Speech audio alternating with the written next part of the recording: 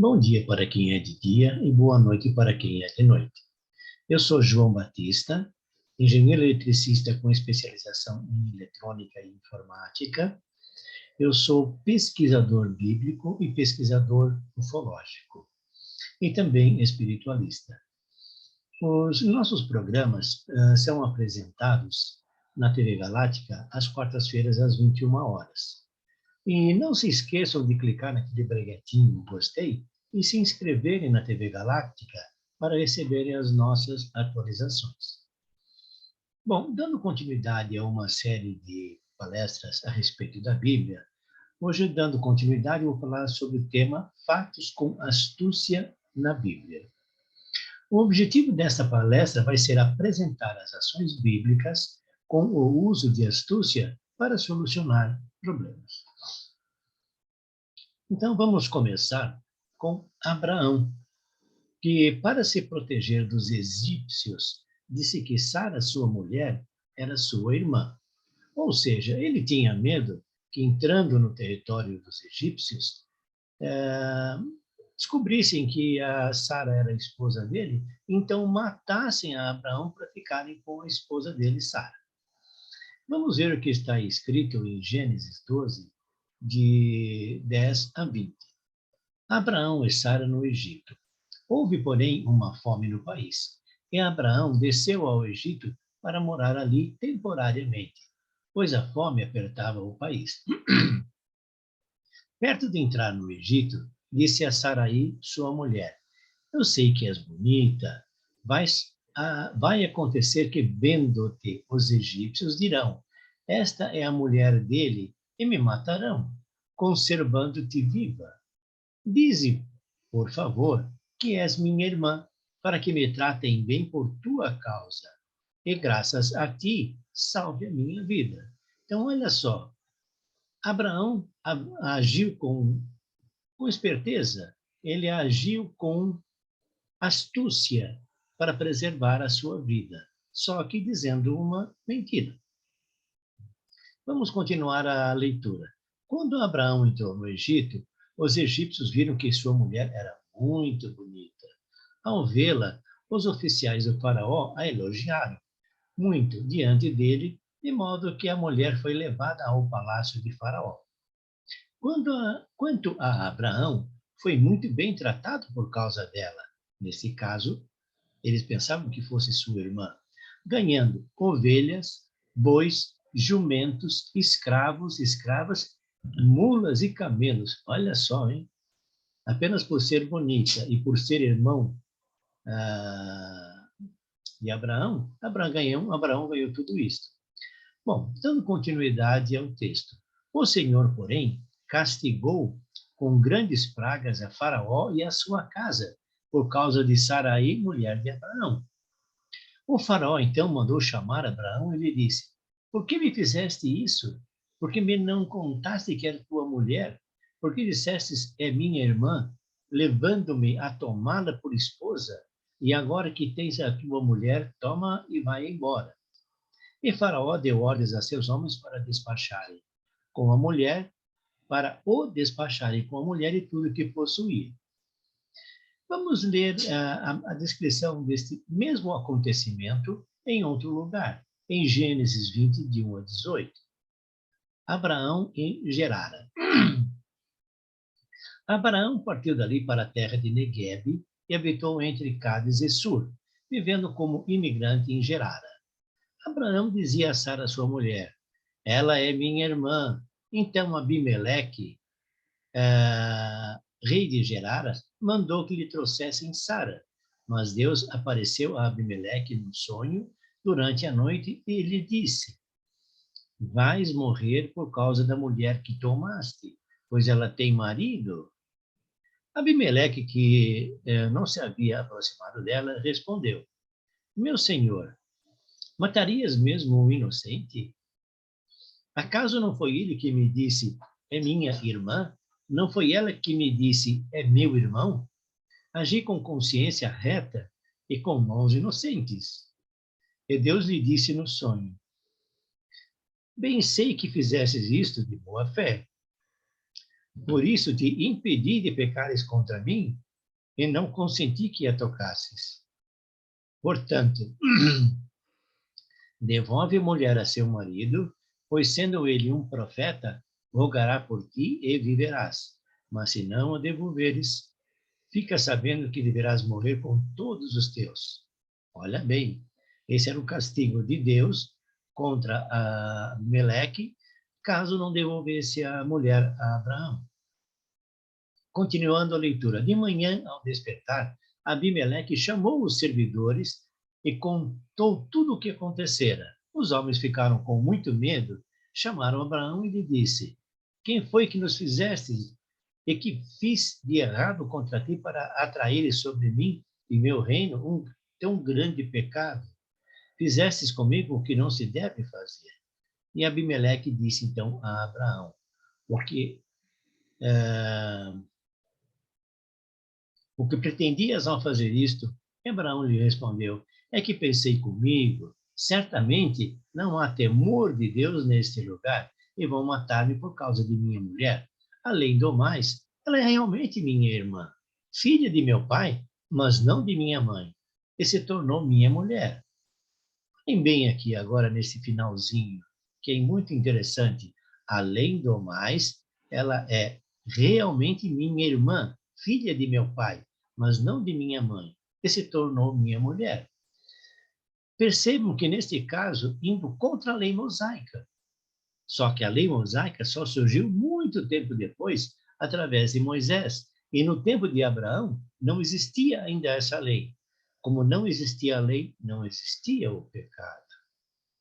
Ou seja, o pecado só surgiu entre os israelitas após a promulgação da lei. Enquanto não houve a promulgação da lei, isso não era pecado. Tudo bem. Vamos dar continuidade agora aos nossos textos. Desculpem a minha tosse. Acho que está um pouquinho de vento aqui, mas vamos dar continuidade. Bom, Jacó, os filhos de Jacó matam aos de Siquém, pela desonra de Dina, filha de Jacó e Lia, utilizando-se da circuncisão para enfraquecer os homens de Siquém. Desculpe. Olha só então o que aconteceu. Os filhos de Jacó se utilizaram de alguma coisa que era sagrada para eles, e esta alguma coisa que era sagrada para eles era obrigatório entre os israelitas, era a circuncisão. E eles se utilizaram deste artifício para matar toda uma cidade. Vamos ler exatamente como aconteceu isto na Bíblia. E nós temos, então, em Gênesis 34, de 13 a 31, o seguinte: Os filhos de Jacó responderam dolosamente a Siquém e a seu pai Emor, por causa do estupro da sua irmã Dina. E lhe disseram: Não podemos fazer uma coisa dessas, dando nossa irmã a um incircuncidado, que seria para nós uma afronta. Então, acontece que a irmã deles, Dina, foi estuprada por eles, né? Pelos de Siquém. Então, eles disseram o seguinte: olha, não podemos fazer uma coisa dessas, dando nossa irmã a um incircunciso, o que seria para nós uma afronta. Só poderíamos concordar com esta condição que vos torneis como nós, circuncidando todos os vossos homens. Então daremos nossas filhas e tomaremos as vossas, habitaremos juntos e formaremos um só povo. Mas se não consentirdes em vos circuncidar, levaremos embora as nossas filhas conosco. Então, ele provocou o desejo dos de Siquém, que queriam as filhas dos israelitas, a que se circuncidassem para que isso acontecesse. Continuando a leitura. Estas palavras agradaram a Emor e a Siquém, filho de Emor. O jovem não tardou em cumprir a exigência tão enamorado que estava da filha de Jacó, e por ser o mais respeitado da família do pai. Emor e Siquém foram até as portas da cidade e falaram com os concidadãos, dizendo: esta gente está em paz conosco, que se estabeleçam no país e o percorram livremente. Sem dúvida, a terra é bastante espaçosa e teremos as suas filhas para mulheres e lhe daremos as nossas.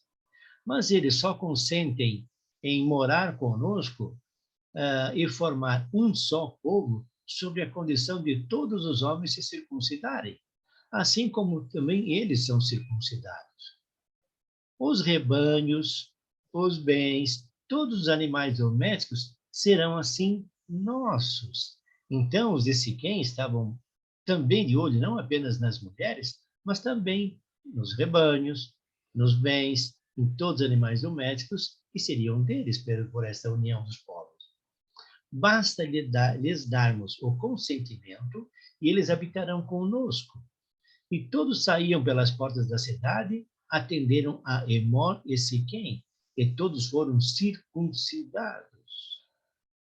No terceiro dia, quando ainda sofriam das dores, aqui vale uma observação e uma brincadeira, eles estavam depauperados. Eles tinham feito a circuncisão, portanto, padeciam de uma recuperação, sei lá, de uma semana até que estivessem normais. Então, no terceiro dia, quando ainda sofriam as dores, os filhos de Jacó, Simeão e Levi, que eram irmãos de Dina, penetraram tranquilamente na cidade, de espada em punho, e mataram todos os homens. Passaram a fio de espada Emor e Siquém, e tiraram Dina da casa de Siquém e saíram. Então, os outros filhos de Jacó, então, antes de continuar a leitura, vale então aqui verificar ou ressaltar o que fizeram. Então, eles convenceram o povo, inimigo deles, a se circuncidarem, para então ficarem amigos, e quando eles se circuncidaram, eles simplesmente entraram e mataram a todos os homens, porque eles estavam convalescendo da cirurgia que fizeram. Esse, então, foi a parte de astúcia. Continuando a leitura. Então os outros filhos de Jacó lançaram-se sobre os cadáveres e saquearam a cidade por terem desonrado a irmã. Levaram consigo ovelhas, bois, jumentos, tudo o que havia na cidade e nos campos, e levaram como cativas todas as crianças e mulheres, e pilharam todas as riquezas e tudo o que havia nas casas. Olhem então qual era o resultado da guerra. Eles pilhavam tudo. Isso acontecia em qualquer guerra, em qualquer batalha dos tempos antigos. Os vencedores podiam saquear e levar tudo dos vencidos. Mas dando continuidade à leitura, Jacó disse a Simeão e a Levi: perturbastes a minha vida, tornando-me odiado dos cananeus e dos ferezeus, que habitam esta terra. Tenho poucos homens, e quando se unirem contra mim para atacar, acabarão comigo e com a minha família. E eles responderam, então, ao pai: acaso nossa irmã tinha que ser tratada como uma prostituta? Bom, foi mais uma ação de astúcia. Vamos ver agora uma outra passagem na Bíblia que também fala sobre astúcia e também fala sobre estupro. Absalão se vinga do estupro de Amon a uma parente sua, fazendo vir Amon e a sua casa para a tosquia das ovelhas. Como funcionou então a coisa? Vamos ler em 2 Samuel 13, 23 a 29. Ao cabo de 2 anos, realizou-se em Baal-Azor, perto de Efraim, a tosquia dos rebanhos de Absalão. E ele convidou todos os príncipes reais. Absalão se apresentou ao rei e o convidou.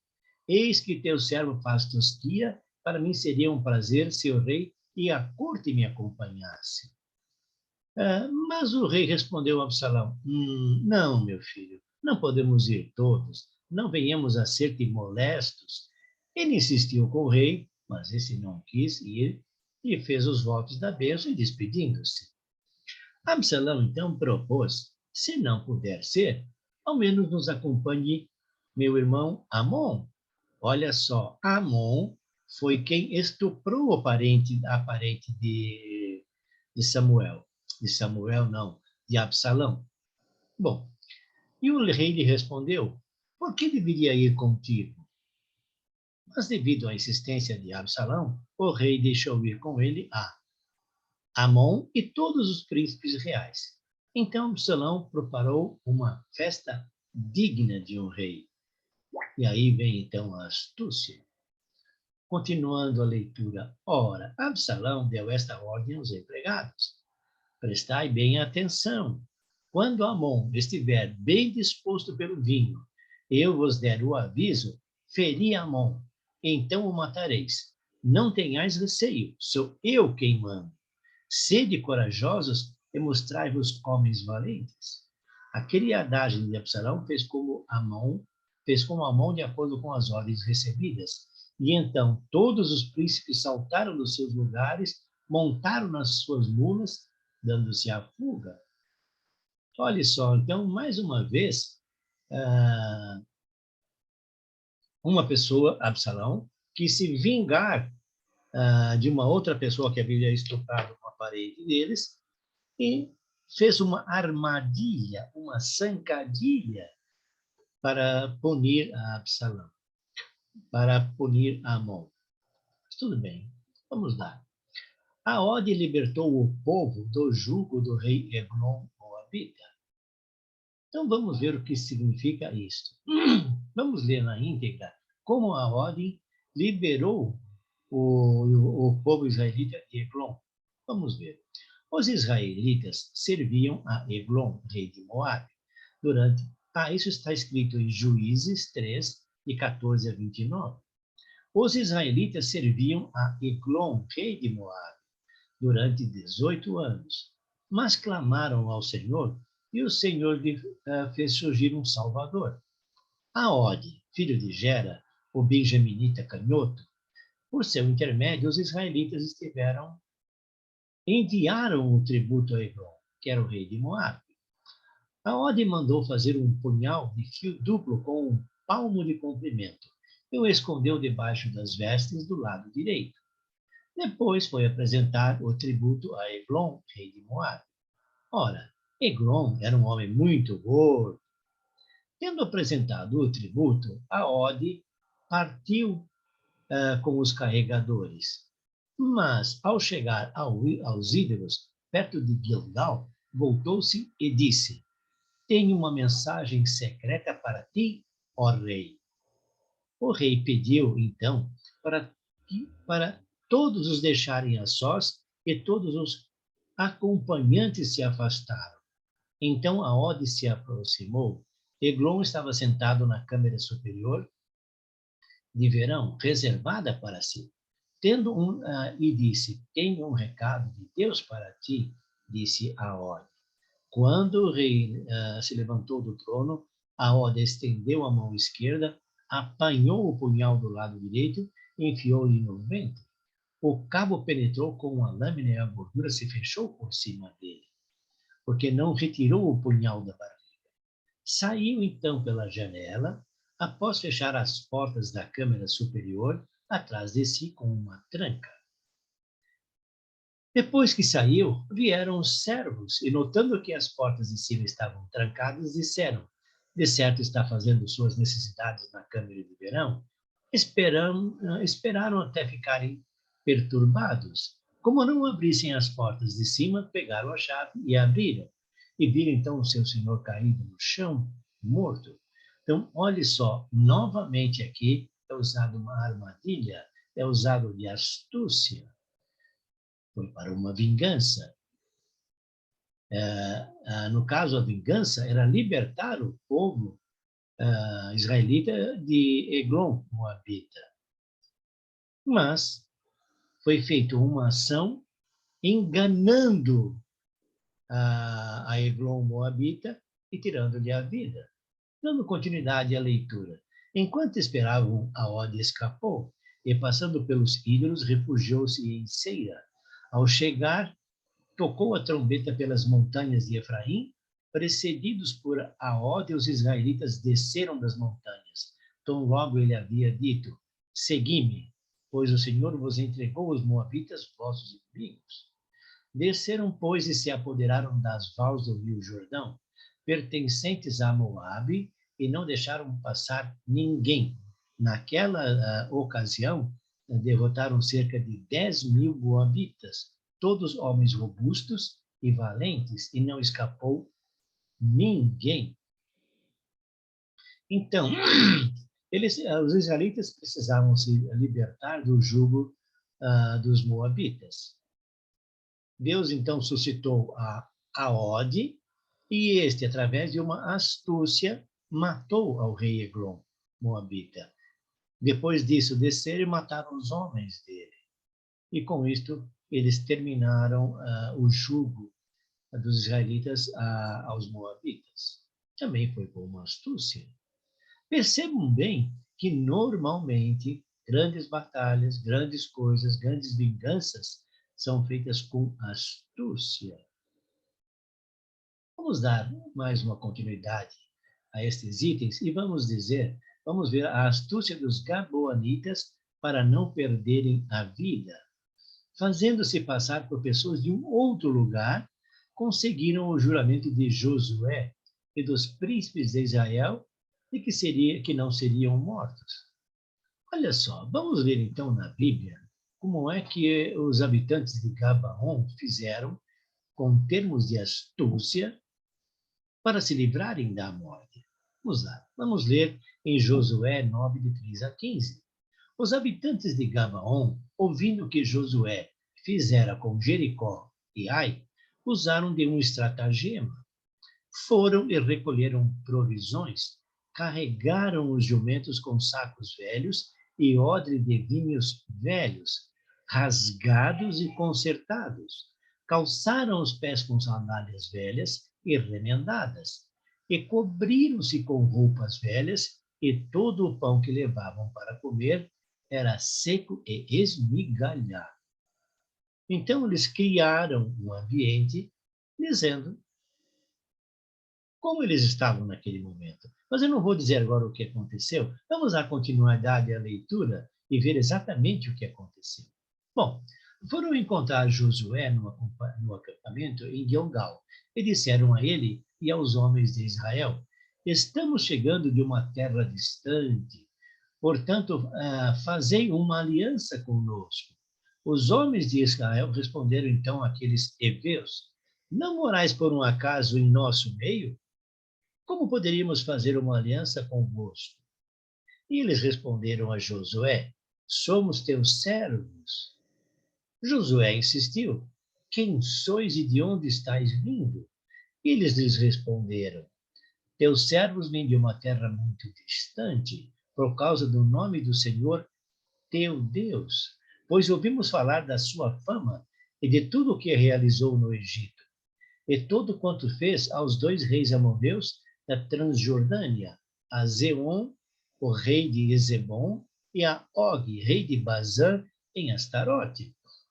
Nossos anciãos e todos os habitantes da nossa terra nos disseram: tomai convosco provisões para o caminho e ide ao encontro deles, dizendo: somos vossos servos, portanto fazei aliança conosco. Eis o nosso pão estava quente quando pegamos em nossas casas no dia em que partimos para vir até vós. E agora ei-lo aqui, seco e esmigalhado. Lembre-se que eles fizeram isso, eles esmagaram o pão. Estes odres de vinho eram novos quando os enchemos, e eles aqui rasgados. Nossas roupas e sandálias envelheceram por causa do muito longo caminho. Então, olha só, interrompendo um pouco a leitura, o que eles fizeram?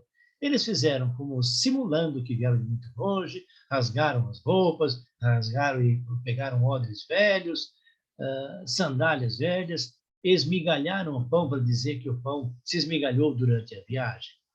Dando continuidade à leitura, Os homens de Josué provaram então das provisões, porém, olhe só, não consultaram ao Senhor.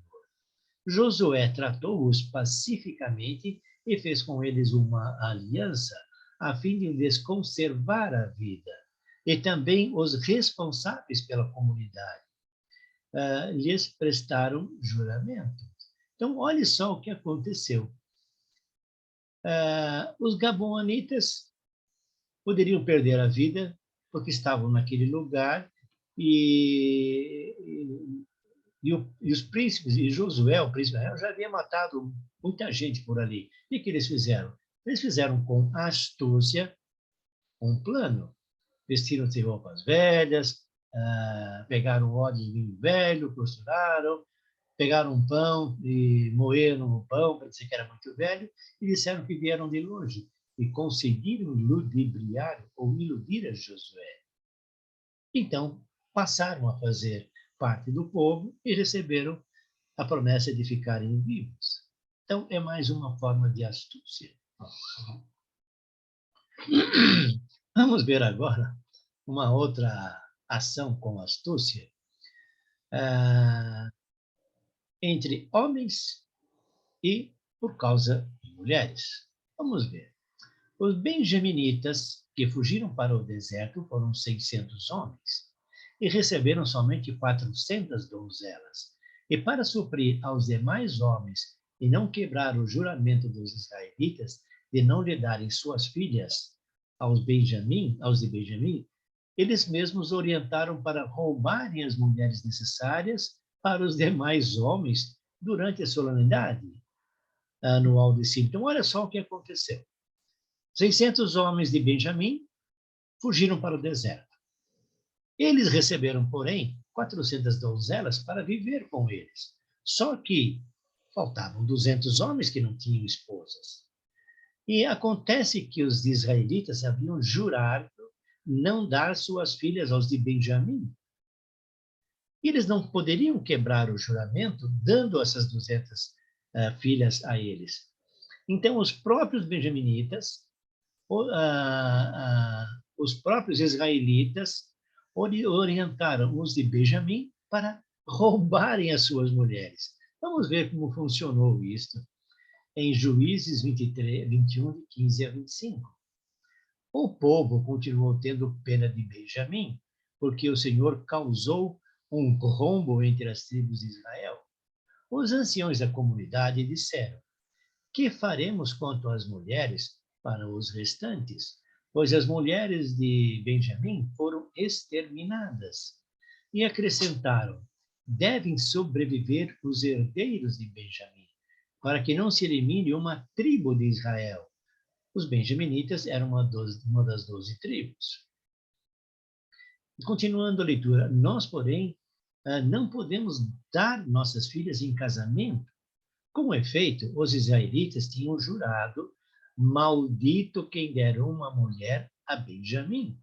Por isso disseram: há uma festa do Senhor celebrada anualmente em Silo, que está ao norte de Betel, e a oeste do caminho que vai de Betel para Siquém, ao sul de Lebona. Bom, mandaram, pois, dizer aos benjaminitas: ide emboscar-vos nas vinhas. Esclarecer, dizem, aninhar-nos nas vinhas para fazer uma emboscada. Continuando a leitura, quando os virdes as moças de Silo saindo para tomar parte nas danças, saireis das vinhas e cada um raptará uma mulher entre as moças de Silo. Em seguida ireis à terra de Benjamim, e seus pais ou os irmãos vierem reclamar convosco, nós diremos: tende compaixão, pois não receberam cada qual uma mulher durante a guerra, e se vós as tivesseis dados, seríamos agora culpados. Então, eles utilizaram de astúcia para ceder as mulheres deles aos de Benjamim, ou seja, Israel cedeu aos de Benjamim, as moças, porém, não diretamente. Eles combinaram com os benjaminitas: olha, vocês vão lá e sequestram, roubam as nossas mulheres e nós não teremos culpa. Nós não cedemos as mulheres, vocês as roubaram. Continuando a leitura. Assim fizeram os benjaminitas, levaram quantas mulheres precisavam, raptando ainda entre as dançarinas, e retornaram de volta às propriedades, reconstruíram as cidades e as povoaram.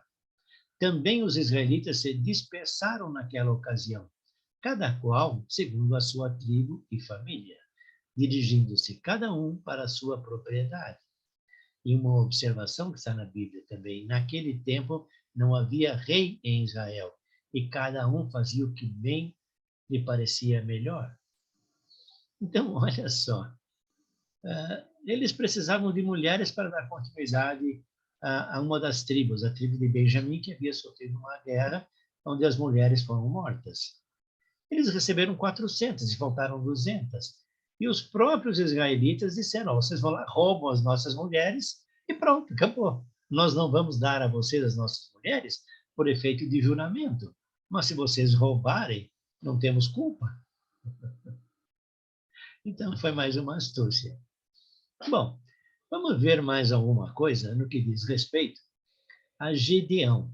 Gedeão vence aos madianitas com 300 homens e astúcia pela mão do Senhor.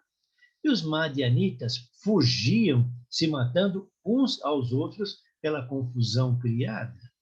Gedeão, então, criou uma confusão com esperteza, com astúcia, confundiu os inimigos, os madianitas, e os próprios madianitas se mataram uns aos outros.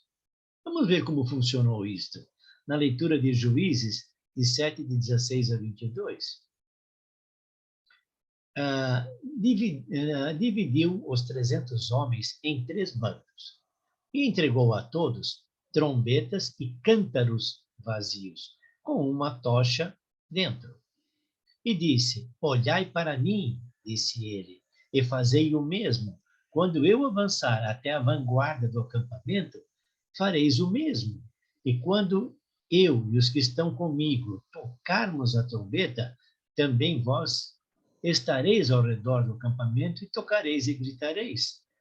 E gritarão pelo Senhor e por Gedeão. Gedeão e os 100 homens que estavam com ele foram até a vanguarda do acampamento. No início do turno da guarda da meia-noite, no momento em que se fazia a troca das sentinelas. Escolheram, inclusive, o momento adequado, o momento da troca das sentinelas. Continuando a leitura. Gedeão tocou a trombeta e quebrou o cântaro que levava. Então os 3 bandos, cada bando com 100 homens, tocaram as trombetas e quebraram os cântaros. Na mão esquerda seguravam as tochas e na mão direita as trombetas que tocavam e iam gritando: a espada do Senhor e de Gedeão. Embora cada um ficasse firme no seu posto ao redor do acampamento, ninguém entrou no acampamento, todo o acampamento se pôs a correr, a gritar e a fugir. Enquanto os 300 homens, divididos em 3 grupos de 100, ficaram tocando a trombeta. O Senhor fez que em todo o acampamento uns voltassem a espada contra os outros e debandassem até Betseta, na direção de Sartã, até a borda de Abel-Meula, perto de Tebate. Então, olha só, Gedeão, com 300 homens, colocou em corrida todo um exército dos madianitas, apenas utilizando-se de astúcia, utilizando-se de trombetas, cântaros e tochas, e não moveram uma palha para atacar os madianitas. Eles ficaram em volta do acampamento, apenas fazendo isto. Os próprios madianitas, com medo e pela confusão, se matavam uns aos outros, porque não sabiam quem estavam atacando, se eram inimigos ou se eram amigos. E foi através dessa confusão, com astúcia, que Gideão venceu os madianitas. Bom, vamos dar mais uma olhada para finalizar em Jeú, rei de Israel, que com astúcia manda matar os ministros e sacerdotes de Baal e destruir os seus templos. Vamos ver como Jeú, rei de Israel, fez isto. Vamos lá. Em 2 Reis 10, de 18 a 27, nós temos: Depois disto, Jeú reuniu o povo e lhe disse: Acabe foi pouco devoto de Baal. Acabe era pai de Jeú.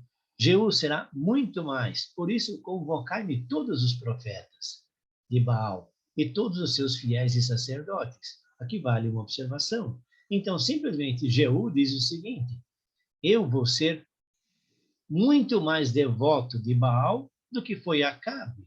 E mandou reunir todos os sacerdotes de Acabe. Desculpa, de Baal. Dando continuidade à leitura. Que não falte ninguém, porque pretendo oferecer um grande sacrifício a Baal, e quem faltar perderá a vida. Um comentário aqui.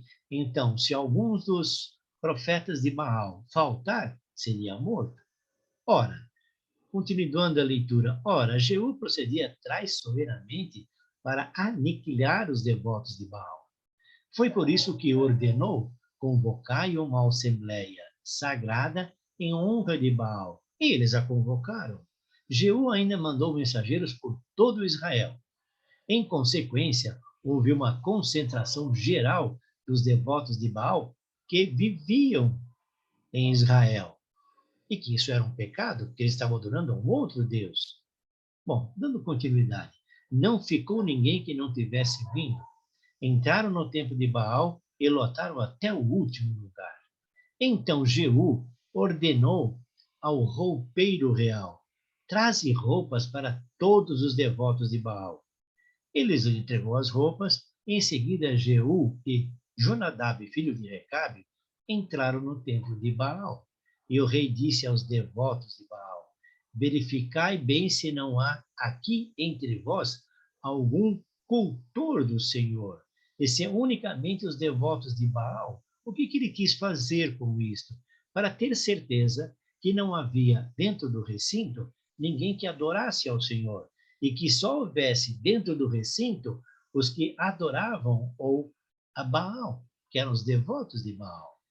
Dando continuidade à leitura, eles entraram para oferecer os sacrifícios e holocaustos. Ora, Jeú tinha prostrado do lado de fora 80 homens com a ameaça, dizendo: se alguém de vós deixar escapar um dos homens que eu entregar nas vossas mãos, pagará com a vida. Olha bem, ele era bom para ameaçar com a vida uns outros. Em primeiro lugar, quem fosse ministro de Baal não comparecesse, morreria. Agora, os soldados dele mesmo, que não matassem aos que eram seguidores de Baal, também morreriam. Dando continuidade à leitura. Quando Jeú acabou de oferecer o holocausto, ordenou aos guardas e oficiais: entrai e massacrai-os. Ninguém deve escapar. Os guardas e oficiais os passaram ao fio da espada e lançaram fora da cidade. Depois voltaram ao templo de Baal, puseram fogo à estela, que era a estátua, do templo de Baal e a queimaram. Demoliram a estela e o templo de Baal, transformando em latrinas, ou seja, banheiros, que existem até hoje. Então, olha só o que aconteceu. Jeú, rei de Israel, queria acabar com o culto a Baal, porque isso era um crime perante os israelitas, porque Deus havia dito: não seguireis a outros deuses a não ser a mim.